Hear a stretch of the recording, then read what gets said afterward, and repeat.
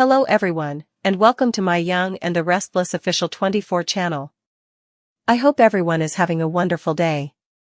Before we begin, please hit the subscribe button and give this video a thumbs up. For weeks, the tension in Genoa city has been simmering beneath the surface, with whispers, suspicions, and long-buried lies threatening to erupt. But no one expected that Phyllis Summers, the fiery redhead who's never been afraid to stir up trouble, would be the one to shatter the delicate calm and bring the truth crashing down.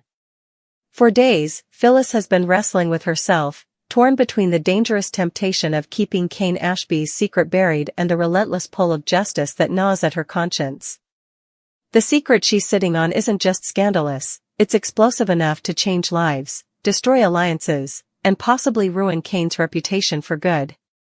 And when Phyllis finally gathers the courage to expose what Cain has been hiding, it sends shockwaves through every corner of Genoa city. It all started with a few suspicious encounters and a handful of cryptic messages that didn't quite add up. Phyllis, who's always had an instinct for sniffing out deceit, began to notice that Cain had been acting strangely.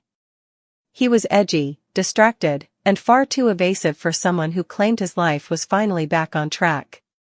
At first, Phyllis tried to dismiss her suspicions. After all, Cain's past had already been littered with betrayal and deception. But something about this felt different. It wasn't just guilt, it was fear. And Phyllis knew that kind of fear didn't come from something trivial. It came from something that could ruin everything. The more she watched him, the clearer it became.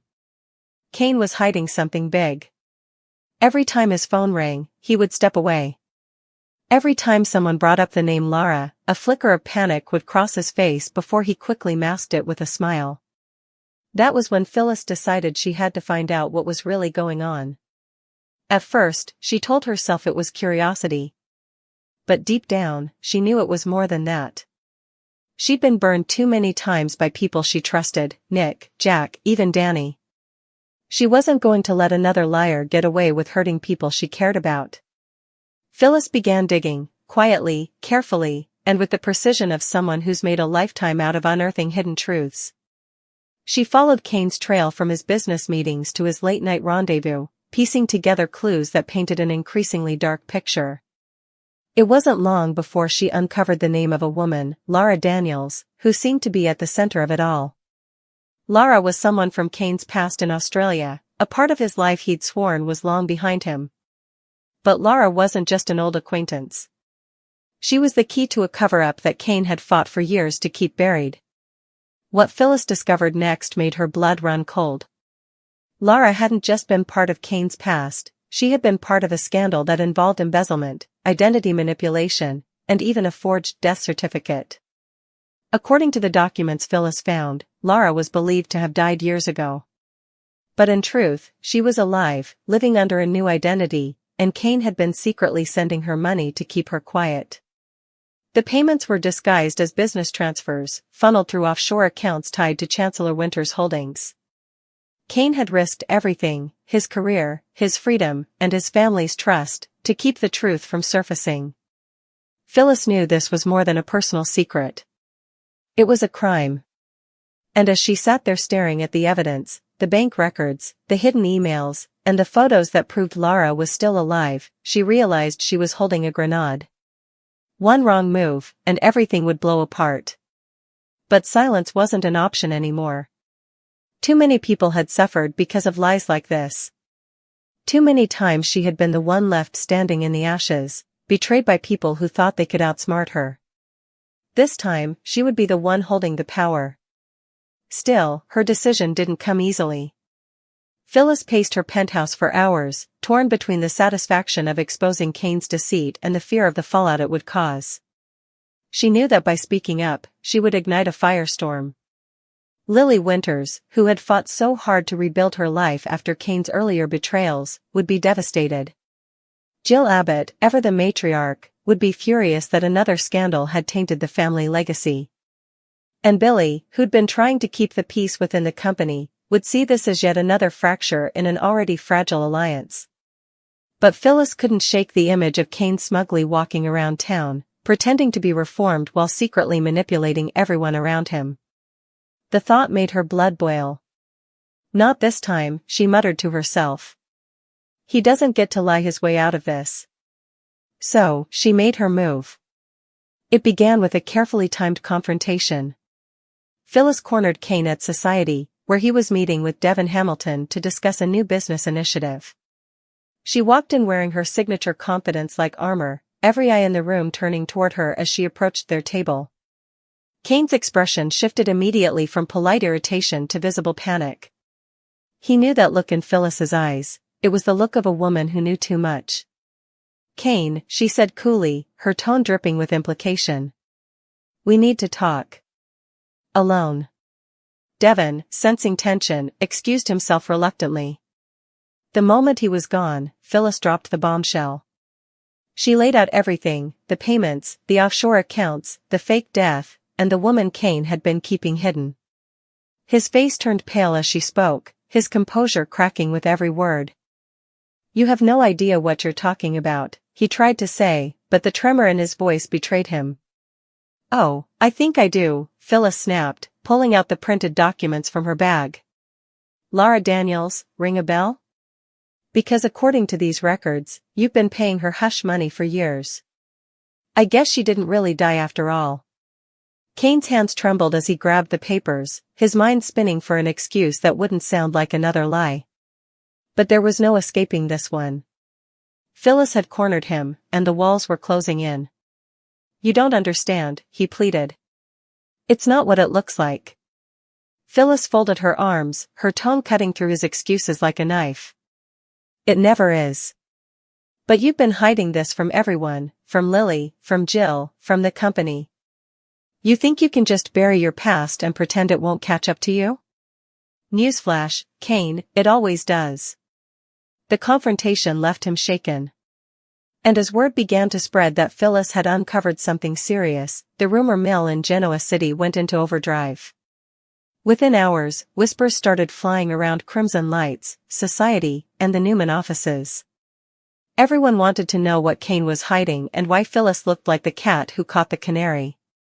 By the next day, it was official, Phyllis had gone public. In a stunning move, she presented her evidence directly to Jill and Devon during a tense Chancellor Winters board meeting. The revelation hit the room like a thunderclap. Jill's jaw clenched in fury as Devon stared in disbelief. Is this true? Jill demanded, her voice low and dangerous. Kane couldn't meet her eyes. I was trying to protect everyone, he finally confessed, his voice breaking. Lara was in trouble, she faked her death to escape someone dangerous. I helped her disappear. If the truth came out, it would have ruined everything. But Phyllis wasn't buying it. No, she fired back, you were protecting yourself. You lied. You manipulated company funds to cover your tracks. You let people think you changed, when all along you were just waiting for your past to catch up to you. And guess what, Kane, it just did. The fallout was immediate. Jill suspended Kane from his position pending an internal investigation, while Devon ordered a full audit of the company's financials. Lily, upon hearing the news, was devastated. She confronted Kane later that night at Chancellor Park, tears streaming down her face as she demanded to know why he would do this to her again. You promised me you were done lying, she cried. You said you were a different man. Kane tried to reach for her, but she stepped back, shaking her head. Don't. Just, don't. I can't do this anymore. Watching from a distance, Phyllis felt a pang of guilt twist in her chest. For all her fire and fury, she hadn't wanted to hurt Lily. She just wanted the truth out, for once, she wanted to be the one who ended the cycle of lies. But as she turned away, she couldn't shake the feeling that she'd unleashed something she couldn't control. Because while Kane's secret was out, Lara's reappearance meant new questions were on the horizon. Who was she running from? And why had Kane risked everything to protect her? Phyllis might have exposed the truth, but the deeper mystery was only beginning. Still, one thing was certain, Phyllis Summers had done what few others dared to do. She'd faced down a man with everything to lose, spoken the truth when silence would have been easier, and reclaimed her power in a town that had underestimated her one too many times. Whether Genoa City saw her as a hero or a villain didn't matter. For once, Phyllis didn't care what anyone thought. She had faced her fear, trusted her instincts, and brought the truth to light. And as she stood alone that night, staring out over the city skyline, she knew this wasn't the end, it was the beginning of another war. Because in Genoa City, no secret stays buried for long. And now that Phyllis had cracked Kane's lies wide open, the entire town would soon realize that the fallout from this truth might destroy more than just one man's reputation, it might burn everything to the ground. The morning after Phyllis exposed Kane's secret, Genoa City felt like a battlefield disguised as a small town. The fallout had begun, and no one could escape the tremors. Word spread fast, faster than Phyllis expected, and by sunrise, everyone from Victor Newman to Chelsea Lawson was buzzing about what had happened at Chancellor Winter's. What Phyllis had revealed wasn't just a scandal, it was a betrayal that touched nearly every corner of the city's most powerful families. The air was heavy with tension, and Phyllis could feel it pressing down on her as she sipped her coffee at Crimson Lights, pretending she didn't notice the stares. Inside, the whispers were relentless. A couple at the next table leaned in, murmuring about how Kane had faked someone's death. Someone else mentioned the missing funds and wondered whether Chancellor Winters could survive another public humiliation. Phyllis ignored them, her posture calm but her mind racing. She told herself she'd done the right thing, that exposing Kane's deception was justice. But as she replayed Lily's tearful face in her mind, a sliver of guilt slid into her chest. She had wanted the truth out, yes, but she hadn't meant to destroy a family in the process. Still, she couldn't turn back now. Once a secret was exposed in Genoa City, there was no putting it back in the box. Her phone buzzed, a message from Jill Abbott. "Meet me at the Grand Phoenix. Now." The words were curt, sharp, and filled with fury. Phyllis took a deep breath, squared her shoulders, and headed to her hotel. She was ready for the storm. When she entered the Grand Phoenix conference room, Jill was already there, pacing like a caged lion. Her expression was thunderous, her patience visibly gone. "You really thought this was your call to make," she snapped the moment Phyllis walked in. Phyllis crossed her arms, meeting her glare evenly. "Someone had to do it, Jill. You can't run a company with secrets like that hanging over your head. You've just thrown our company into chaos." Jill shot back. "Do you have any idea what you've done to the Chancellor Winter's reputation? Investors are panicking, our stock is fluctuating, and Kane, my grandson, is being torn apart in the press." Phyllis didn't flinch. "Maybe you should be asking yourself why Kane put you in that position to begin with. I didn't create this mess. I just refused to cover it up." Jill's lips tightened. "You could have come to me privately." "I did what was necessary," Phyllis replied coolly. "If I'd gone to you first, you'd have tried to contain it. You'd have spun the story, made it go away. But people deserve the truth." Jill's anger momentarily faltered as she realized Phyllis wasn't backing down. There was a raw honesty in her words, one that Jill respected even if she didn't like it. Finally, she exhaled slowly, shaking her head. "You're playing a dangerous game, Phyllis. Kane's not the only one with secrets. You'd do well to remember that before you start another fire you can't control." Phyllis gave a faint smirk. "If anyone knows how to handle fire, Jill, it's me." As Jill stormed out, Phyllis allowed herself a small breath of relief, until she noticed a familiar figure lingering in the hallway. It was Lily. Her face was pale, her eyes red from crying, but her voice was steady when she spoke. "I hope you're happy," she said coldly. "You ruined him." Phyllis swallowed hard. "No, Lily. He ruined himself. I just told the truth." "You always say that," Lily said, her voice trembling. "But the truth for you isn't about justice, it's about revenge. You wanted to hurt someone, and you picked Kane because you could." "That's not fair," Phyllis protested. "It's exactly fair," Lily countered. "You don't destroy people because you can. You do it because you want to watch them burn. And the saddest part is, you think it makes you powerful." Phyllis tried to respond, but Lily turned and walked away before she could say another word. The words stung more than she expected, and for the first time, Phyllis began to wonder if she had crossed a line. But the situation grew more complicated when news broke later that day. Lara Daniels was back. No one knew how she had returned, or why, but suddenly, there she was in Genoa City, standing at Chancellor Park like a ghost come back to life. A local reporter spotted her, and within hours, photos flooded social media. Lara Daniels was alive, real, and walking straight into the chaos that Phyllis had unleashed. When Kane saw her face on his phone, his heart nearly stopped. He raced to find her, desperate to contain the situation before it spiraled even further. But Phyllis got to her first. Lara agreed to meet her at society that evening. She arrived wearing dark sunglasses and a hooded jacket, but her presence drew attention immediately. Phyllis sat across from her, studying her carefully. "So you are alive," she said softly. Lara smirked faintly. "I was hoping to stay that way. Until you decided to dig up the past." Phyllis leaned forward. "Kane's been lying to everyone. I needed to know what he was hiding." Lara's eyes hardened. "And now you've put me in danger. The people I was running from, they'll know where I am." "Kane was protecting me." Phyllis blinked, taken aback. "Protecting you from who?"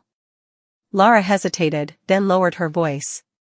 "From a man named Marcus Devlin. He runs an international fraud network out of Sydney. Years ago, I worked for him. Stupid, I know, but when I tried to leave, he had people killed. Kane helped me fake my death and disappear. He's been sending me money to keep me safe, not to cover up a crime." The revelation hit Phyllis like a punch. "Wait, are you saying Kane wasn't lying about everything?" Lara sighed. "He wasn't perfect. He made mistakes. But the money wasn't embezzlement. It was protection money, for me, for my daughter. And now, because you exposed it, Marcus's people will find us. You've put everyone in danger." Phyllis sat in stunned silence, realizing that the secret she had so bravely exposed might have had a deeper truth behind it.